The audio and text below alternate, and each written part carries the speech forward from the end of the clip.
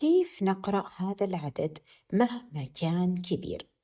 أولاً نقسم العدد إلى مجموعات، وكل مجموعة راح تتكون من 3 أرقام بهذا الشكل. طبعاً 1 2 3 ونضع خط بهذا الشكل. بس نصغر الخط، خلاص نخلي خط خفيف. 1 2 3 1 2 3. كل مجموعة راح تتكون من 3 أرقام اللي هي المنازل آحاد وعشرات ومئات. آحاد هنا عندنا الآحاد، عشرات واللي هي منزلات المئات. آحاد وعشرات ومئات، كل مجموعة فيها آحاد عشرات مئات.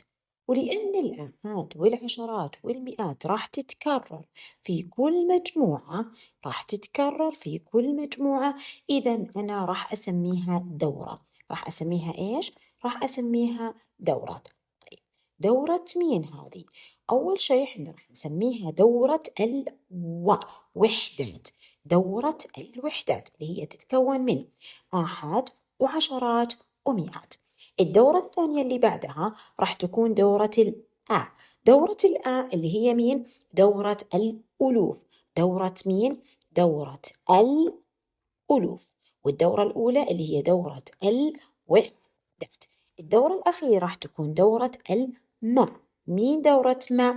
دورة الملايين، وحنا اختصرناها وحدات، ألوف، ميم، ملايين. هذه الدورات اللي حنا راح نستخدمها دائما. فدائما تذكر وأم، دائما تذكر كلمة أم. اللي هي وحدات، ألوف، ميم، ملايين. كل دورة من هذه الدورات راح تتكون من آحاد وعشرات ومئات. طيب لنقرأ العدد راح نتخيل إنه إحنا عندنا عائلة مكونة من الأب اللي هو المئات، والأم اللي هي العشرات، والطفل الصغير. أول واحد راح يركب السيارة اللي هو مين؟ الأب. بعدين الأم راح تركب ولدها السيارة، وبعدين راح تركب الأم بعد ذلك. إذا راح يركب الأب مئات، بعدين الطفل الصغير آحاد، وبعدين العشرات. وبنفس الطريقة راح نبدأ بقراءة العدد. راح نبدأ بقراءة هذا العدد. نبدأ بالقراءة ونقول 200 اللي هو الأب، بعدين الطفل الصغير 200 نكتب 200 وخمسة، 205 وثلاثون.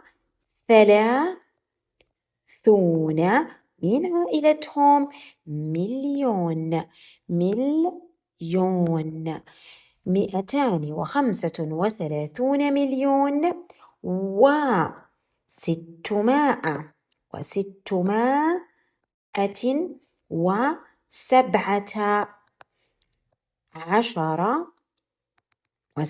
عشر. من عائلتهم 1017. 1200 ومئتان وثلاثة.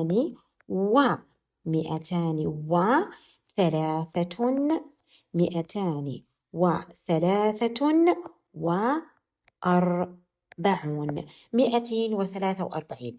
نبدأ القراءة أولا بالمنزلة الكبرى اللي هي تبدأ من اليسار.